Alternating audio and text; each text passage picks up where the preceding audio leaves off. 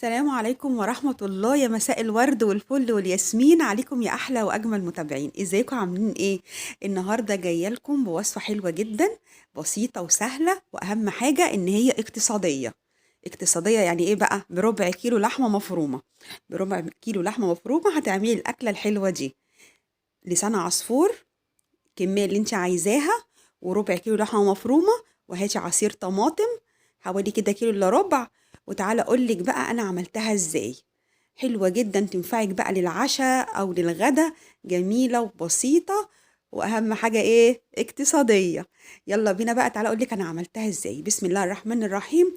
اول حاجة، جبت بصلتين حلوين كده، شوحتهم في الطاسة. انا بحب الاول احط البصل قبل ما احط المادة الدهنية. بشوح البصل كده، انشف الميه اللي فيه، وبعدين بروح نازله بقى ايه؟ بالسمنه والزيت. وبحب احط سمنه وزيت، يعني معلقه سمنه وحبه زيت. خلاص كده، وافضل اشوح فيها لغايه لما يبقى لونها كده ذهبي او بني. احط ايه كمان بقى؟ بحب احط مع البصل التوابل، تديها ريحه حلوه كده. حطيت بقى اول حاجه، هحط مكعب مرقه، وهحط بقى ايه؟ الملح بتاعي وحبه فلفل اسود.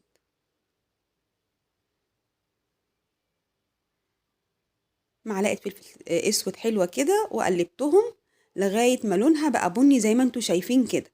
واتأكدت ان المرقة دابت مع البصلة. خلاص، هي كده بقت جميلة خالص. انزلي بقى بايه؟ باللحمة المفرومة دي، ربع كيلو لحمة مفرومة. انت بقى يا ستي عايزة تكتري زودي براحتك. بشوح بقى اللحمة المفرومة كده مع البصلة. دي طريقة العصاج بتاعتي. طبعا العصاج ليه طرق كتيرة جدا، بس أنا بحب أعملها كده. شوح الأول البصلة وبروح نازلة باللحمة. خلاص، هي كده بقت حلوة وتمام. رحت نازلة بقى بعصير الطماطم. عصير الطماطم ده حوالي كيلو إلا ربع.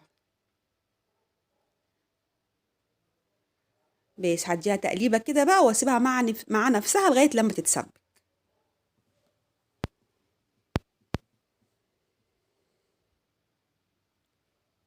وهي بقى بتتسبك كده، هروح جايبة بقى الصينية اللي أنا هعمل فيها لسان عصفور على عين التانية.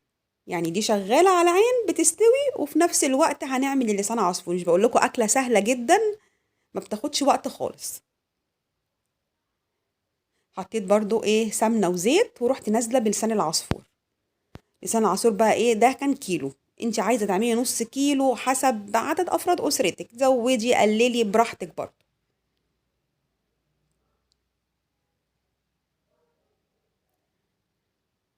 اه، لسان عصفور بقى عايز تبقى ايدك فيه على طول، تفضلي بقى تشوحي فيه كده عشان ما يتلسعش منك.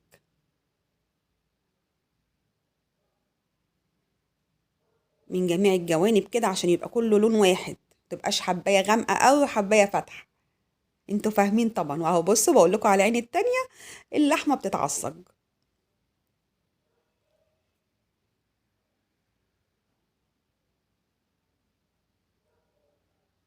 كل شوية كده اقلبها.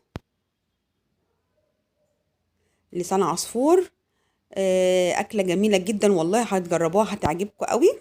هو على فكرة ممكن يتحط في الفرن، بس أنا إيه قلتها لكم أعملها لكم بطريقة سهلة على عين البوتاجاز.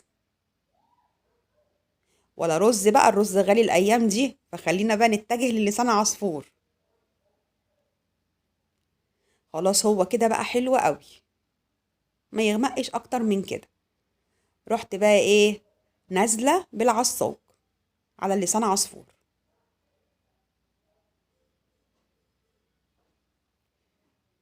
أهو، بالشكل ده كده أهو.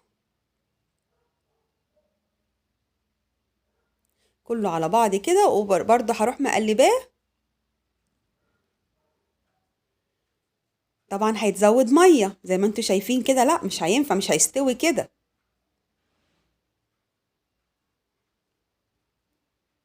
بتزودي بقى الميه اكنك بالظبط بتعملي رز.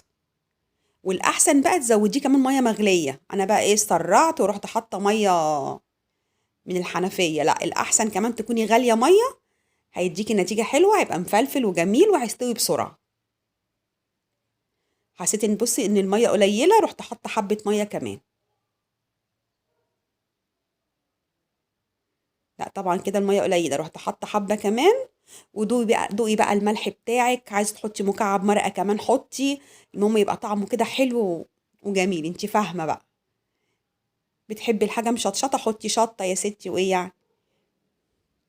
اه بالظبط، غطيه اكنك بتعملي رز بالظبط عشان يطلع مفلفل وحلو. واول كده ما يغلي غلوه يبتدي يتشرب، غطيه. انا بقى ما لقيتش غطا كبير على قد الصينيه، رحت جايبه صينيه اللي بعمل فيها المخبوزات، رحت حطها عليه. لازم يتغطى، مش مشكله، وايه يعني اي حاجه تغطيه بيها وخلاص. وبعدين رحت ايه، مقلباه. يعني 3 دقايق كده، وتروحي مقلباه تقليبه من كل الجوانب، عشان ايه، ما تبقاش حته نيه وحته مستويه، جنب مستوي وجنب ني. تاخدي كده من تحت لفوق من جميع الجوانب بالشكل ده كده اهو. وطبعا على نار هاديه.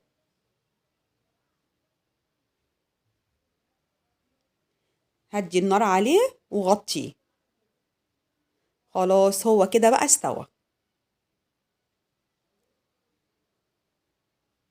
بصوا بقى مفلفل وجميل ازاي. لو عايزه تعملي نفس الطريقه في الفرن ممكن برضو تحطيه في الفرن، بس برضو هتطلعيه تديله تقليبه وتدخليه الفرن تاني. هو بيبقى عايز يتقلب عشان ما يبقاش في جنب مستوي وجنب ني. بصوا بقى جميل ازاي. طريقه سهله جدا واقتصاديه وبسيطه، مش تاخد في ايدك نص ساعه هتكوني عملتي الاكله الحلوه دي. يلا بقى جربيها ان شاء الله تعجبك. لو عجبكم بقى الفيديو ما تنسونيش باللايك الحلو الجميل، ولو انت اول مرة تشوفيني يا ريت تشرفيني وتشتركي في القناة. شكرا ليكم، كانت معاكم أميرة، استنوني في فيديو جديد. باي باي.